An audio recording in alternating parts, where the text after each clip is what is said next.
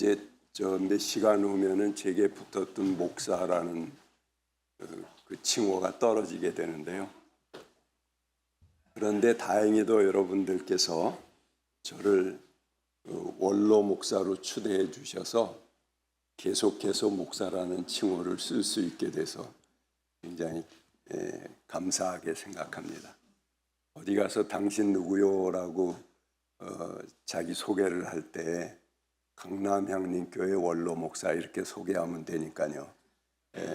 그래서 제가 70년간 지내왔던 그 정체성을 앞으로도 계속 연결해서 갈 수 있게 근거를 마련해 주신 여러분들께 감사를 드립니다. 오늘 그 본문의 말씀은 바울이 마지막 감옥에 갇힌 몸으로 자기 자신을 회상하면서 삶을 회상하면서 쓴 글입니다. 저의 목사로서의 마지막 고별 설교에 감히 바울의 본문을 가져와 봤습니다. 바울은 자신의 삶이 그리스도께서 나를 사로잡으셨던 삶이라고 그렇게 해석합니다. 그리고 지금도 그분은 여전히 달리고 계시기에 자신의 의지에 의해서가 아니라 자기를 사로잡으신 그분의 다름질로 인해서 여전히 그것을 붙들려고 쫓아가고 있다. 이런 고백을 바울이 합니다. 바로 그 고백이 저의 고백이기도 해서 오늘 감히 이 말씀을 본문으로 가져왔습니다. 그러나 오늘 제가 이 본문을 자세하게 여러분에게 해설하려는 것은 아니고 오늘은 저에 대한 이야기를 해보려고 합니다. 제가 목회해왔던 일들을 회상하면서 약간은 자기 자랑도 좀 섞어서 은퇴한 다음에 자기 지난날의 자랑을 자꾸 늘어놓는 게 좀 그렇게 썩 좋아 보이지 않더라고요. 그래서 오늘로서 더 마감하고 오늘 시간 자랑하고 그 다음에는 제 이야기는 별로 안 하려고 합니다. 제가 85년부터 향림교회에서 목회를 시작했습니다. 85년 1월부터 했으니까요. 그래서 41년 동안 향림 공동체에서만 목회를 했습니다. 아주 굉장히 특이한 이력일 것입니다. 어떤 사람도 그렇게 한 공동체 교회에서 쭉 목회를 마친 경험은 없을 것입니다. 제가 그래서 이 목회를 하는 순간에 가장 불꽃과 같았던 순간들을 4장면, 제 가슴에 가장 남는 4장면의 컷을 준비했습니다. 첫 번째.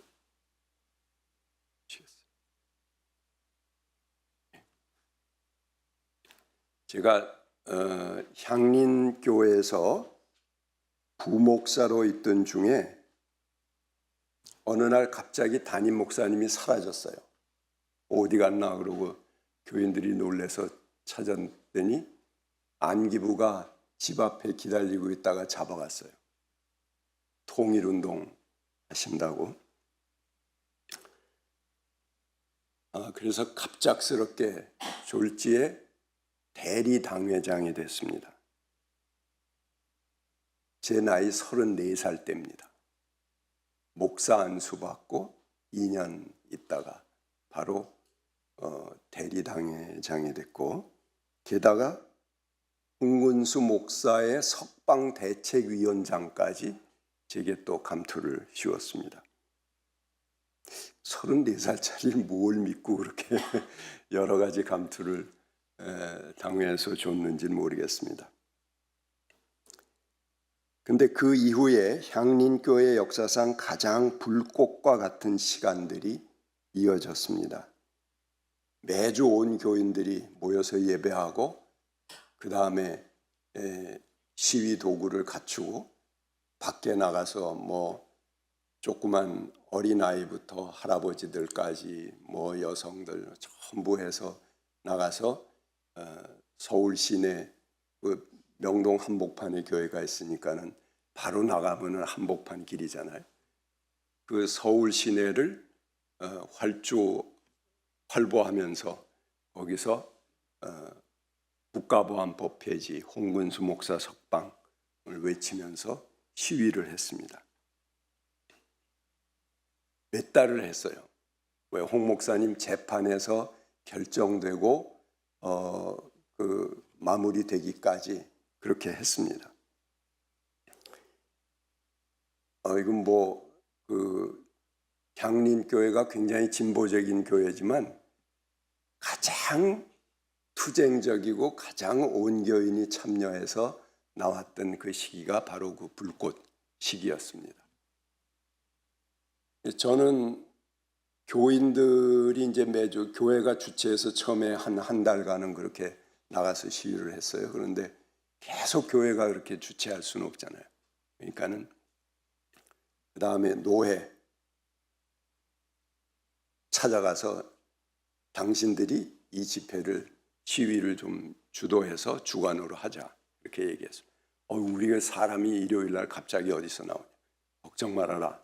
향림교회 400명이 기본적으로 참여하니까 당신들은 그냥 이름만 얹고 거기 나와서 하면 된다. 그렇게 해서 이제 노회 주관으로 집회를 또 하고 그 다음에 총회, 그 다음에 NCCK, 그 다음에 시민사회단체, 통일단체, 청년단체 뭐 이렇게 해서 돌아가면서 같은 수법으로 제가 사람들을 꼬셔냈습니다. 사람은 우리가 될 테니까 너희들이 집회만 주관해라 이렇게 해갖고 뭐 그러면 그 같이 홍근수 목사를 석방해야 되겠다는 뜻을 가지고 있는 단체들이 마다할 이유가 없죠. 그래서 그 집회가 몇 달 동안을 이어갔습니다. 뭐 수많은 언론들의 주목을 받았고 또 향림 교인들이 그런 일로 인해서 옛날에 교회 안 나오던 교인들까지 다 교회를 찾아 나오고 일치 단결하는 그런 계기가 되었습니다. 사진이 좀 흐린데 조금 키울 수 있나요? 사진만? 이 사진은 향림 40년사 표지로 쓰인 그런 사진인데 너무 키우진 마시고 이렇게 화면만 전체 될 수 있도록 부분적으로 보여주시네요. 홍근수 목사 구속 이게 교인들이 전부 그 시위하던 그런 모습들이 여기 다 들어가 있습니다. 그리고 이 왼쪽 끝에는 백두산 천지가 나옵니다. 이거 홍근수 목사 통일 운동을 하다가 이렇게 돌아가셨다. 그리고 하나님 나라 새 역사 속에 실현되어야 한다. 그런 글도 있고요. 그 다음에 쭉 오른쪽 끝에 보시면 사설도 있습니다. 안기부 앞에 노상기도회 그런 그 일간 신문에 저런 사설까지 나오고 모든 일간 신문이 뭐 이제까지의 시위 요구는 종이 다른 시위거든요. 애들까지 다 나오고 할아버지 나오고 뭐 할머니 나오고 이런 사람들이 서울 시내를 활보하고 다니는 그런 시위였습니다. 게다가 교회 보니까는 각 성가대가 그때 향림교회 성가대가 7개인가 그렇게 됐어요.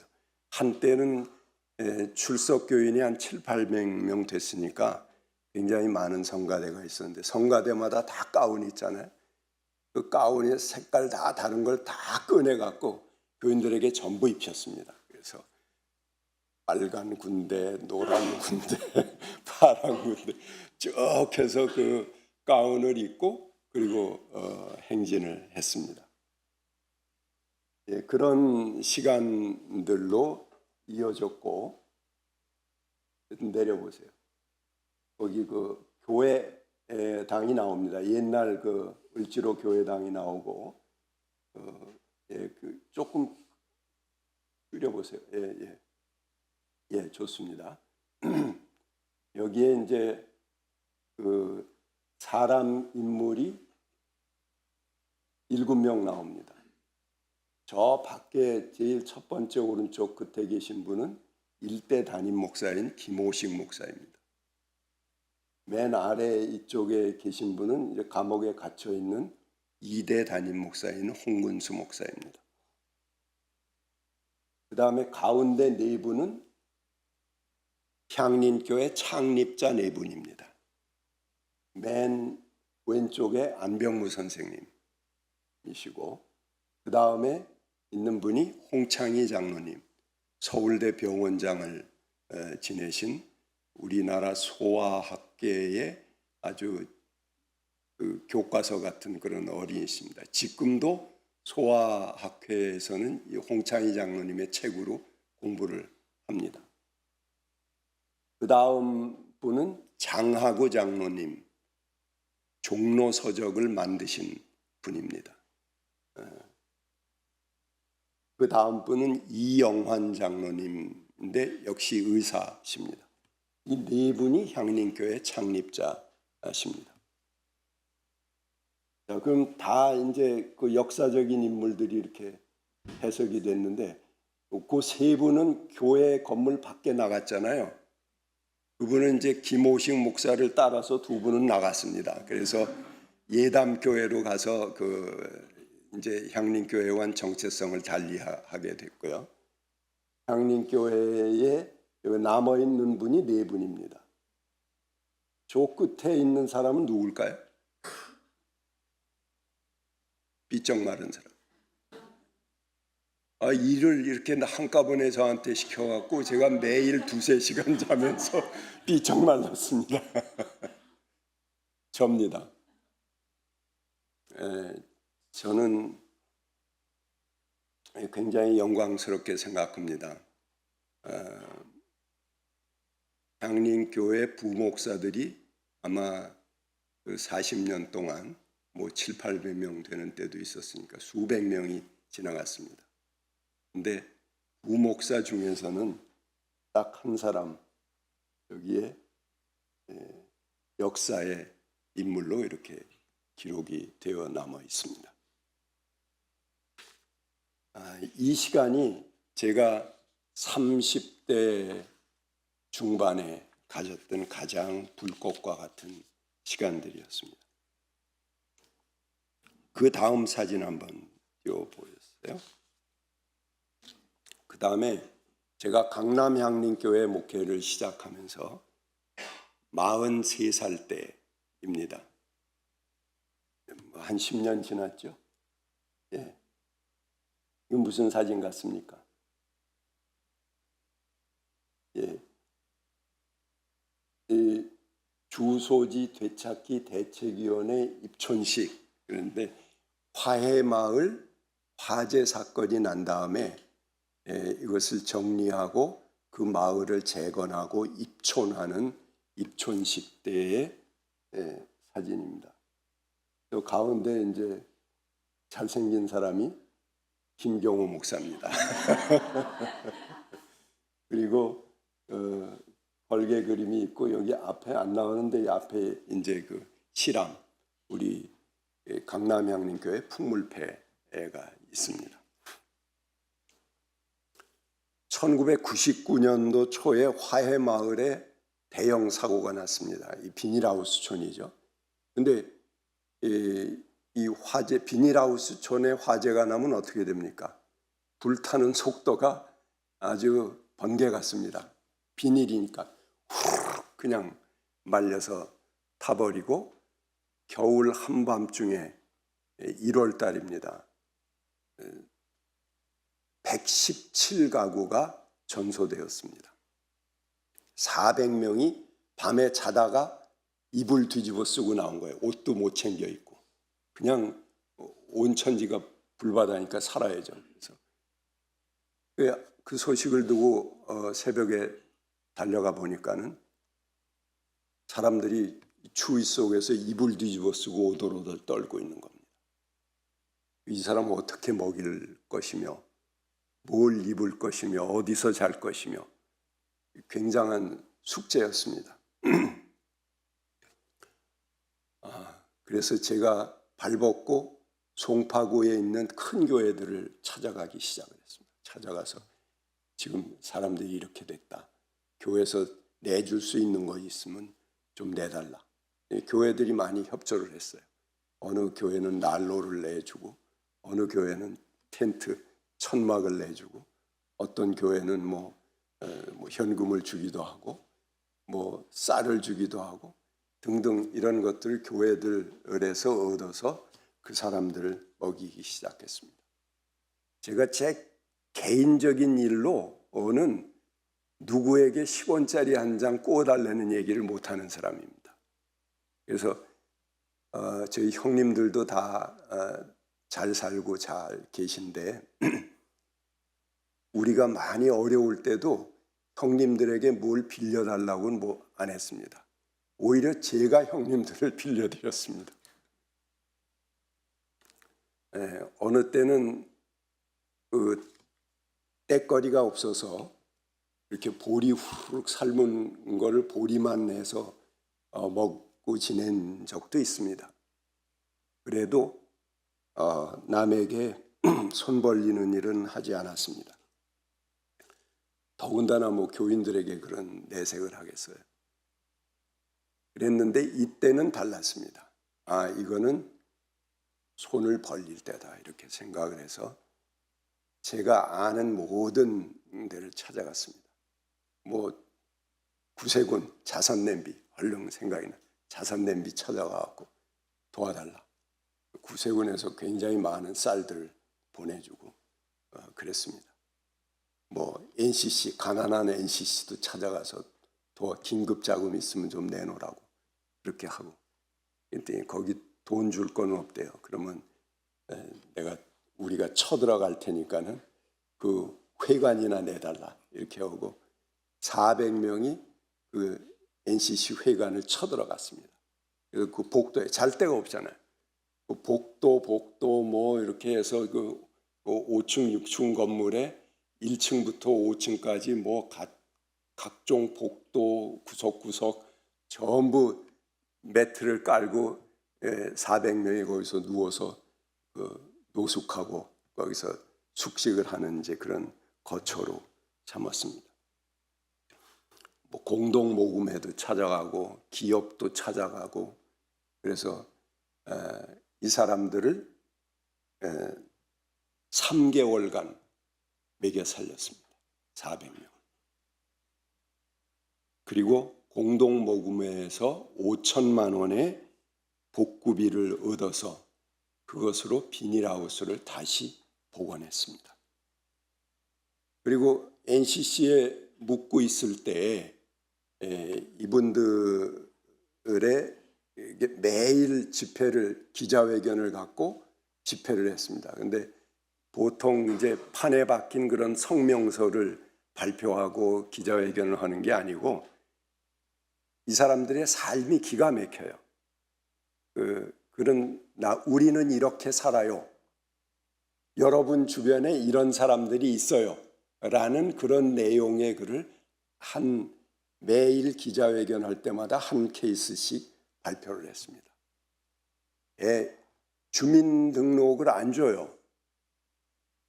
국가에서 거기 살지만 그 사람들이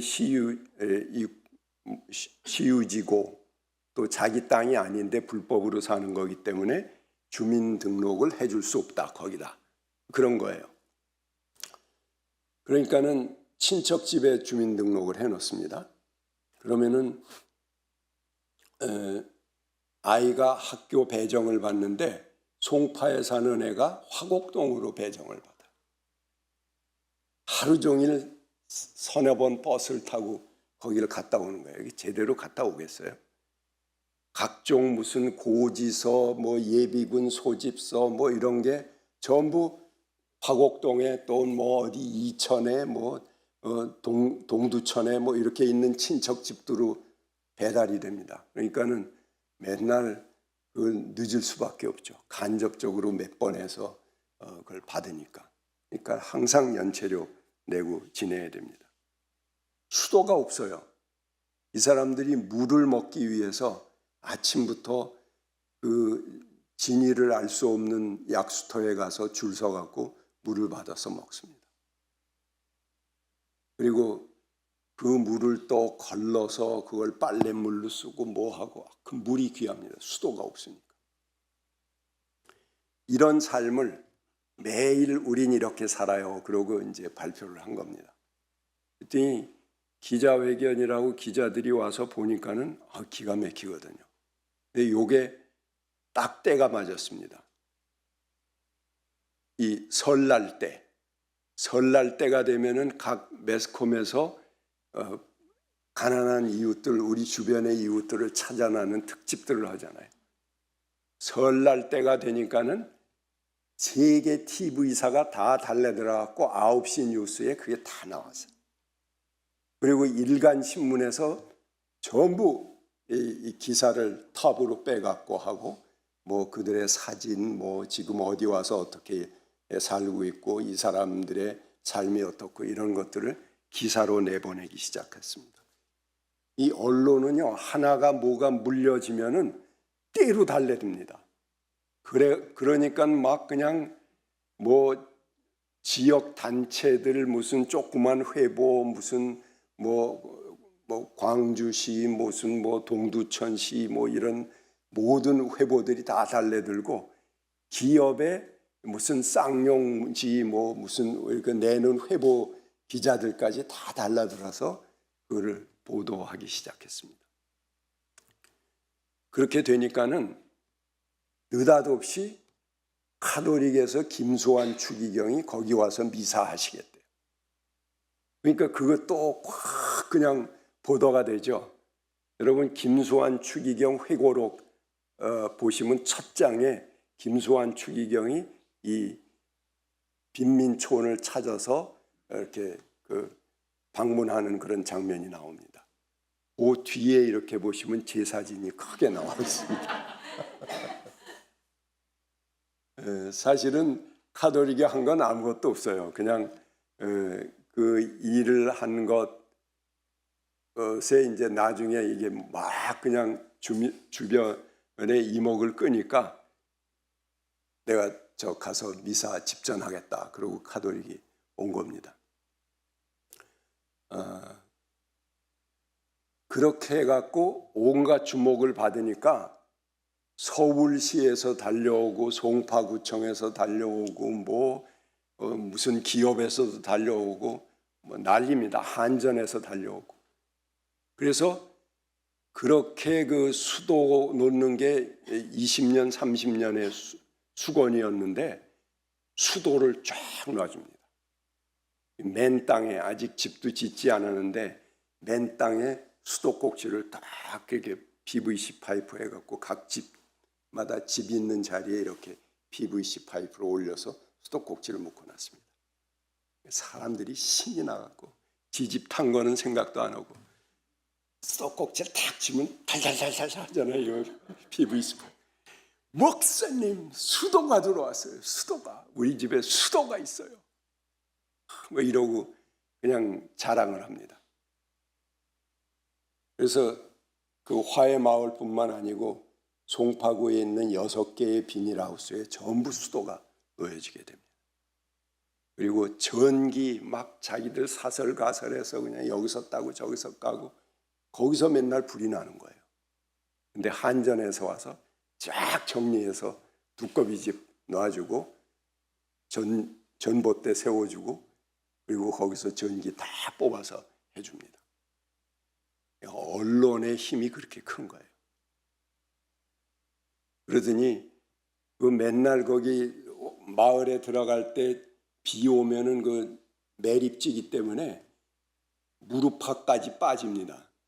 그리고 그걸 쑥쑥 장화를 신고 디디면서 들어가던데 아스팔트 포장을 쫙 해주고 이 사람들이 그 가게가 없으니까는 패밀리 아파트에 있는 상가를 이용해야 되는데 그 올라갈 때 높은 축대가 있어요. 사다리를 거기다 놓고 그 사다리에 올라가서 한 10m 되는 사다리를 올라가서 거기를 가는 거예요. 그리고 거기 도로가 하나 고속도로로 연결되는 도로가 그 뒤로 흐르잖아요. 거기를 횡단할 때 횡단보도를 놔달라고 그렇게 요구를 했는데 아니 주소지가 없고 사람이 없는데 어떻게 횡단보도를 놓냐 그러고 안 놔주는 거예요. 매년 거기서 사망사고가 나고 사람들이 다치고 병원에 가고 그랬습니다. 근데 신호등 탁 놓고 횡단보도 해주고 그 마을에서 이쪽으로 내려오는 육교를 구름다리로 쫙 해서 해줍니다. 우체통 탁 놔주고 뭐 거기 이제 저 우편을 받게 한 거죠. 화해마을 뭐 1-1 그러면 이제 그 저 번호로 그대로 우편이 도달할 수 있게 그렇게 해줬습니다.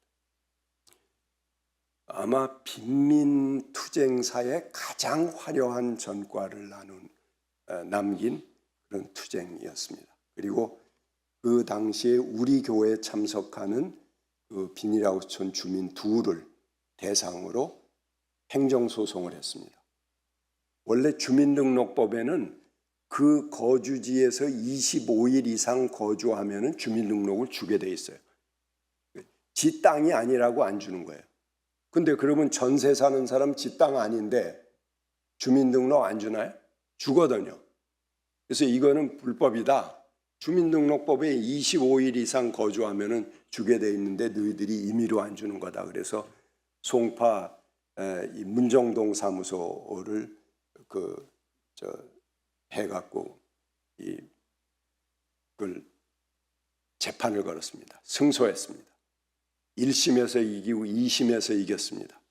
대법원 가서 이기면 전국에 있는 60만 비닐하우스촌 주민들이 전부 주소지를 받게 되는 겁니다.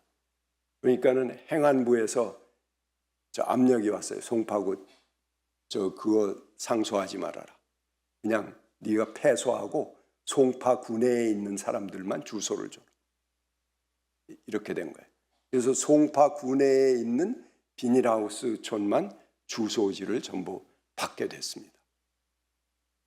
그랬더니 또 나중에 저 구룡마을 강남에 있는 마을 거기는 깡패들이 조폭들이 그 비닐하우스촌을 장악하고 있어요. 그래서 우리도 주소지 찾게 소송한다 그래갖고 돈을 또 쫙 걷어갖고 띵겨먹고 도망가고 그런 일들이 생겼습니다. 나중에 한참 지난 다음에 이게 판례가 되니까 전국의 비닐하우스촌에 주소지를 줘라 이런 판결이 대법원에서 났고 그 이후로 전국에 주소지를 갖게 됩니다. 그래서 그때 우리가 새로운 용어를 하나 만들었습니다. 강남양림교회에서 만든 용어입니다. 해방적 선교. 교회가 그동안 한 건 자선적 선교고 시혜적 선교입니다. 우리 아주 진보적인 교회들은 우리 예산의 3분의 1을 우리가 밖으로 쓴다. 심지어는 우리가 반을 쓴다. 이런 가끔가다 그런 교회도 있어요. 근데 3분의 1 쓰고 반 써서 존재하려면 굉장히 대형 교회가 돼야 됩니다. 그러니까 우리가 이렇게 돕기 위해서 큰 교회가 돼야 된다. 이런 논리를 전제하고 있는 거예요. 그런데 우리 교회는 그걸 우리 교회 돈으로 하려고 치면 우리 교회도 전세로 있었어요. 그 전세를 20번 더 빼도 안 됩니다. 그런 교회 20개 더 있어도 안 돼요.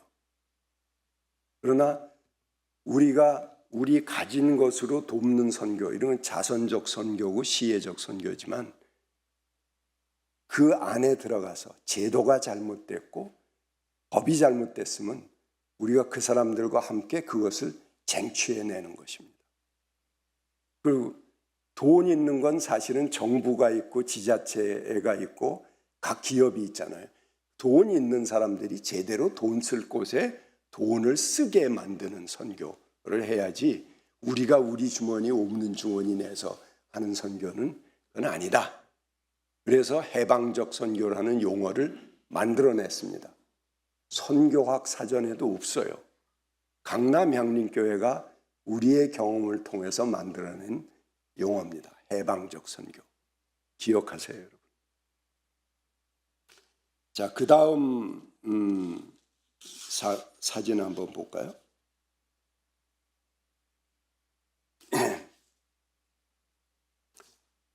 네, 이 사진은 제가 가지고 있는 사진이 없어갖고 예수 살기 그 역사 10년사에서 나온 사진을 뺀 겁니다.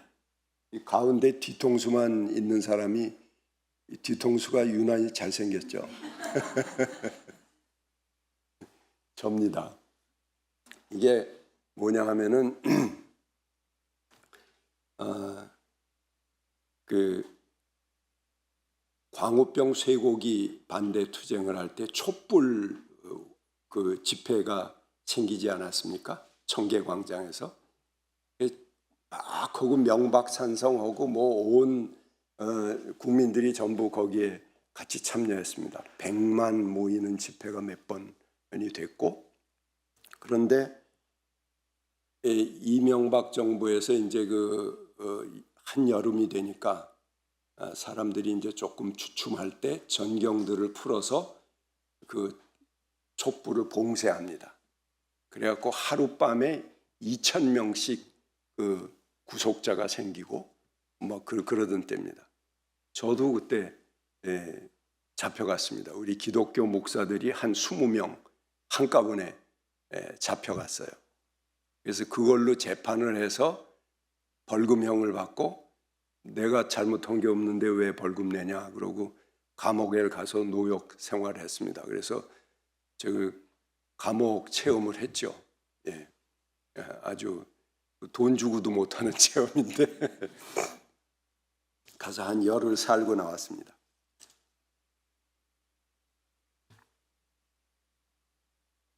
그때 이제 전부 이렇게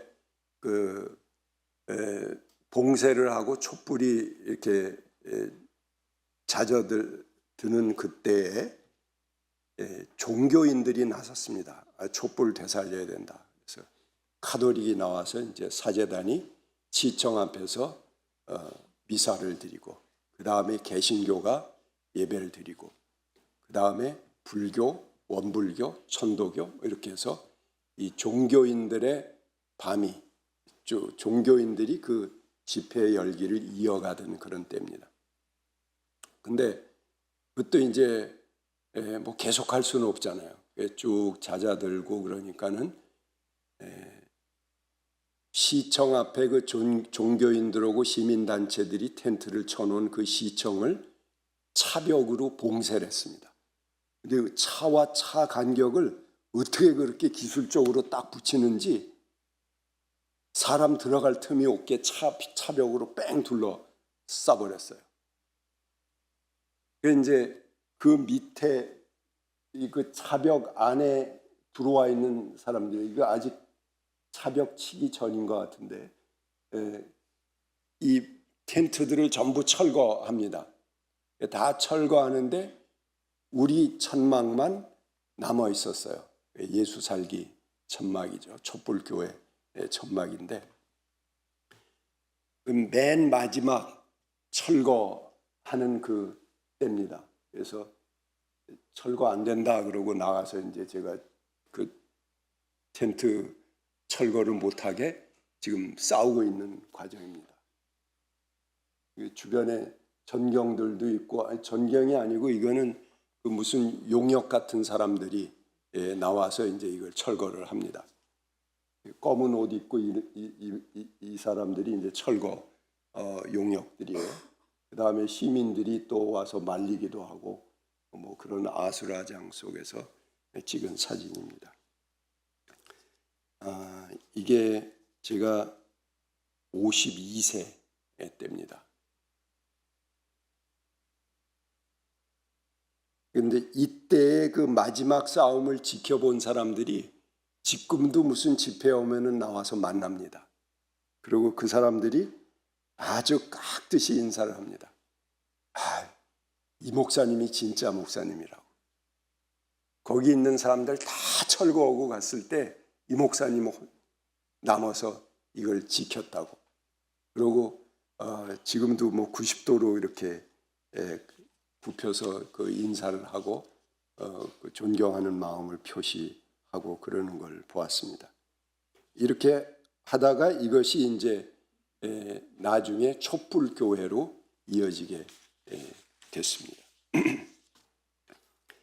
그 다음에 이제 마지막 사진 볼까요? 이건 이제 강남 향림교회 다시 와서 코로나 지난 다음에 제가 66세 때입니다.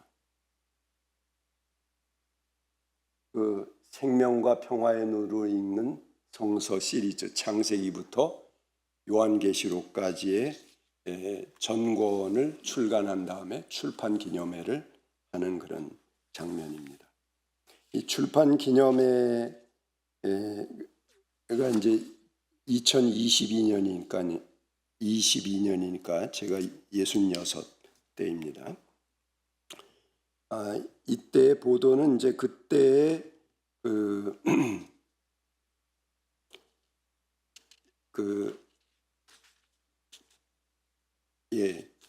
이만열 박사, 전에 국사편찬위원장이셨죠. 이만열 박사가 이제 서평을 하셨는데 그 서평을 읽는 것으로 대신하겠습니다. 김경호 목사는 성서의 형성과 본문의 역사적 배경을 추구하면서 해석했습니다. 성서 본문을 성서가 형성되었던 그 시기에 사회 문화를 통해 해석하고 그 가치를 파악하면서 오늘에 적용시키려고 노력했습니다. 이것은 성서의 작구에만 얽매여 그것을 풀이하는 종래의 성서 주석이나 성경 귀절 자체를 금과 옥조시하는 큐티식 성경 공부와도 확연히 구별되는 것입니다. 그래서 이 저술이 진보 교계에서도 성서 전체를 인문학적으로 주석한 최초의 작업이라는 평가를 받는 것도 이런 이유 때문이라고 생각합니다.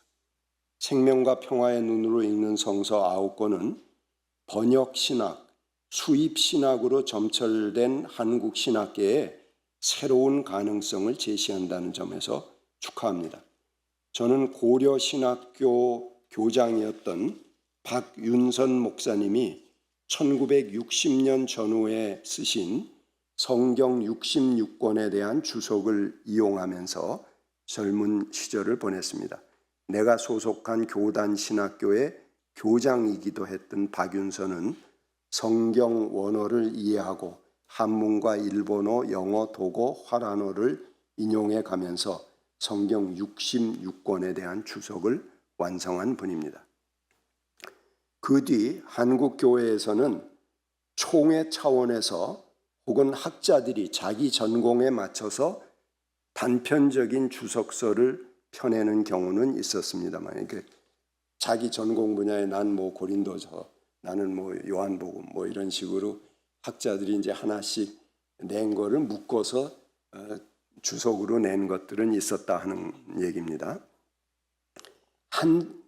그렇지만 한 사람이 성경 전체를 주석한 경우는 없었습니다.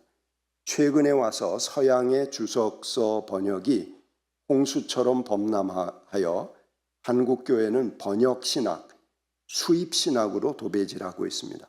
그 결과는 어떻습니까?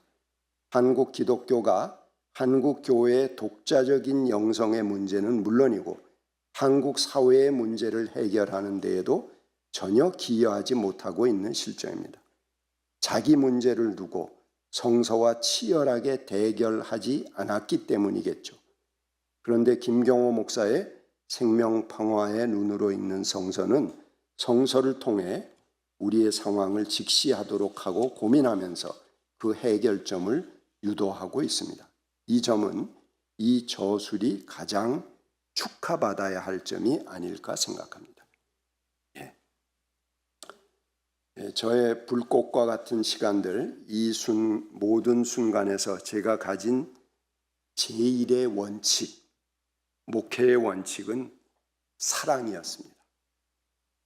무엇이 옳다 그르다를 판결하는 정의보다는 사랑입니다. 함께 가자 하는 그 원칙이었습니다. 그래서 서로 자기를 내려놓고 양보하면서 함께 선한 의지를 위해 서로를 세워주는 사랑, 그것이 목회의 원칙이고 제가 운동하는 원칙이기도 했습니다. 누구나 각자 모두가 다 완벽한 사람은 없습니다. 어느 누구도 다 보면은 장점과 단점이 공존합니다. 우리가 그런 면에서 누구나 부족하지만 그 부족함을 넘어서 우리가 서로를 바라보고 그 부족함을 혹은 옆에서 채워주기도 하고 그가 가진 아름다움은 칭찬하고 감탄하면서 서로를 존중하는 태도를 배우는 것이 같은 길을 가는 동지들을 대하는 공동체의 윤리가 되어야 한다는 것을 목회를 통해서 계속 매 설교를 통해서 강조했습니다. 그럴 리가 없지만 만약의 경우 강남향림교회가 위기를 맞는다고 가정해 봅시다.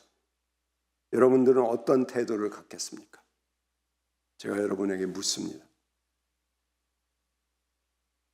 이 교회 시원치 않게 됐구나. 튀자. 다른 교회를 택해서 가시겠습니까?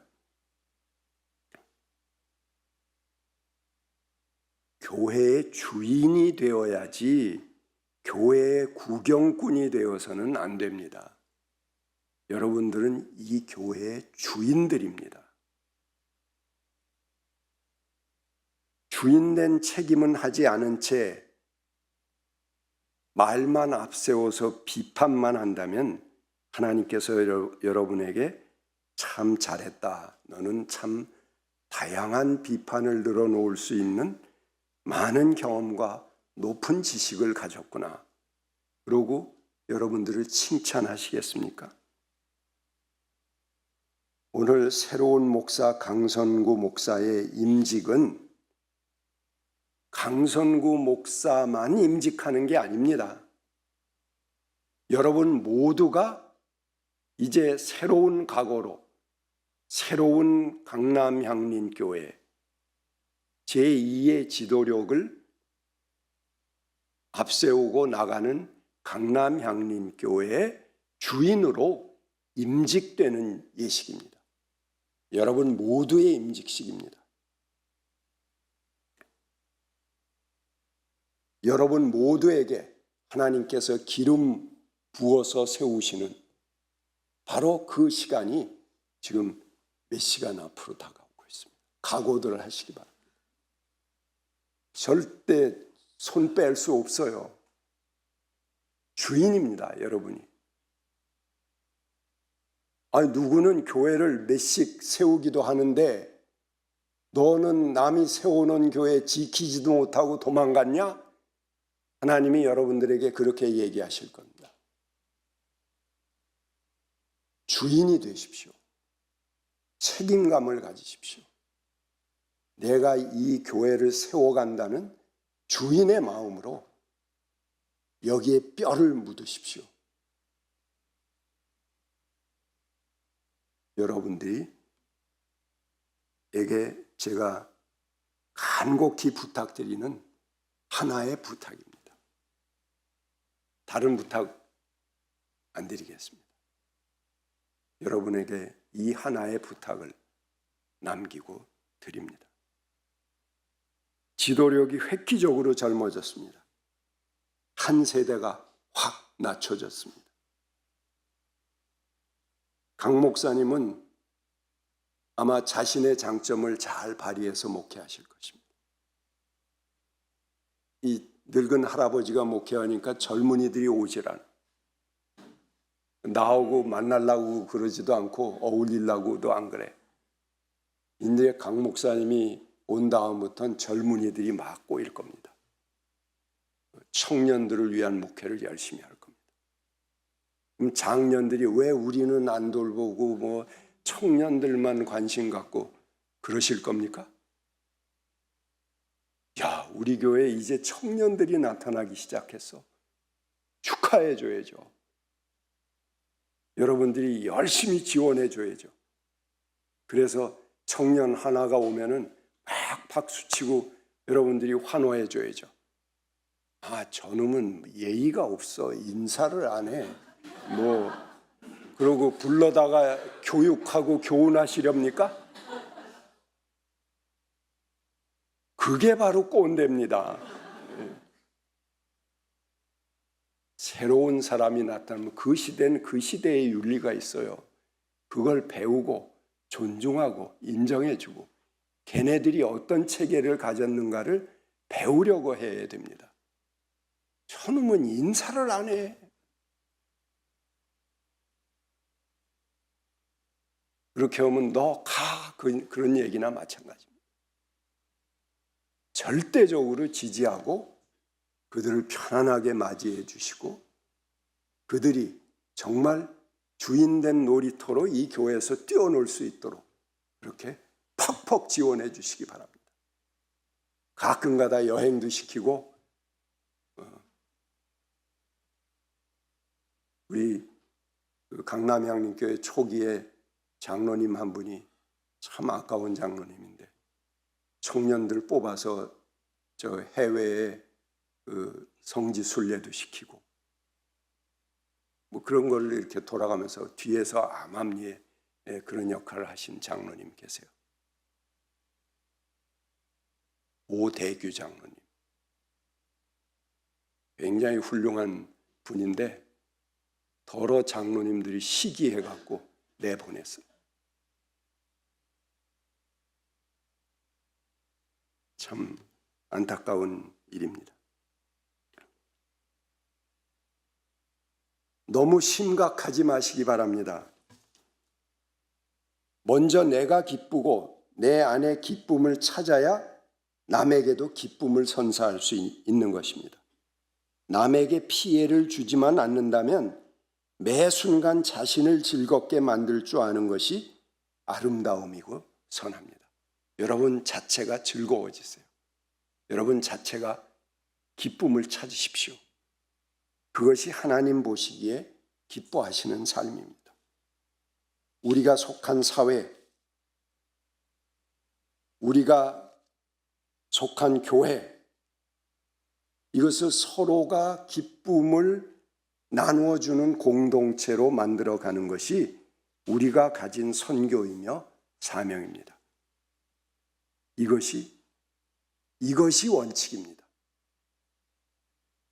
이것이 정의라면서 서로를 난도질하고 비판하고 그런다면 그것이 바로 독선이고 불의입니다. 최대의 불의입니다. 부족하지만 부족한 것들을 내가 채워줄게. 너는 이게 부족하구나. 내가 채워줄게. 그리고 그 자리에 말없이 그를 도울 수 있는 것. 그리고 내가 솔선수범해서 그 자리를 메꿀 수 있는 것. 그것이 주인의 삶입니다. 우리 교회는 특징이 있습니다. 음악으로 비유하면 여러분 뭐 기타도 쳐보시고 뭐 피아노도 쳐보시고 그랬을 때 C, F, G, G7, C 이 전형적인 화음의 흐름이죠. 근데 우리 교회는 이런 전형적인 화음의 흐름으로만 나가지 않습니다.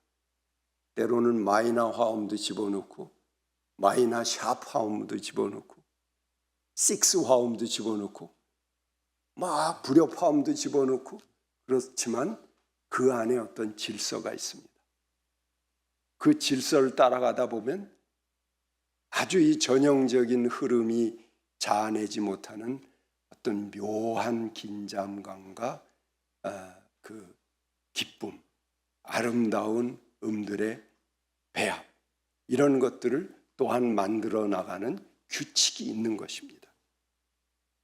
그래서 그 규칙을 잘 살펴보고 배우고 거기에 함께 기쁨을 참 발견할 수 있도록 여러분들이 노력하시기 바랍니다. 그렇게 한다면 우리 교회의 삶이 새로운 형들을 만들어내고 지루하지 않고 항상 새로운 것들을 추구하면서 또 때로는 상당히 과감하기도 한 그런 예수를 만들어 갈 수 있는 교회가 될 것입니다.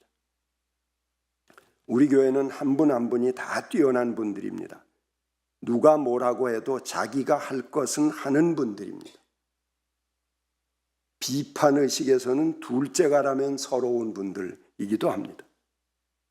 그래서 제가 여러분에게 매번 교회에 오실 때 오늘 내가 어떤 칭찬을 할까? 누구를 격려할까? 3가지씩 찾아갖고 교회에 오라고 그런 소리 들었어요? 안 들었어요? 많이 들었죠?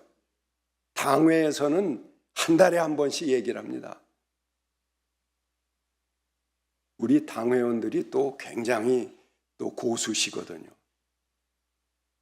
그래서 그 칭찬 3가지 찾아오라고 그렇게 귀가 막 닳도록 얘기를 하는데 그걸 못합니다. 해보세요. 그렇게 한번 생각해 보세요. 여러분들이 오늘 내가 누구를 어떻게 만나서 적절한 이야기를 3가지 할까? 미리 생각하고 오세요. 교회에. 그리고 그 사람 만나서 다 그 이야기를 같이 나누고 하나님 하나 했습니다. 하나님 2 했습니다. 3 했습니다. 이렇게 해보십시오. 우리 교회 전도 안 해도 차고 넘칩니다. 사람들이 교회 가고 싶어서 와, 그 교회만 가면 내가 살아있는 것 같아. 아무도 날 도와주는 사람 없는데 교회 가면 많은 사람들이 나를 알아주고 인정해주고 나를 환영해줘. 그럼 그 자리에 오고 싶은 겁니다. 일요일은 언제 되지? 3번 남았네 아직. 이러면서 여러분들이 기다려서 찾아오게 될 것입니다. 꼭 하세요. 3가지입니다.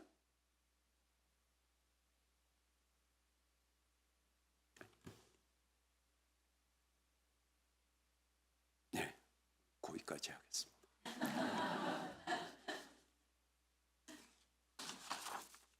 침묵하겠습니다.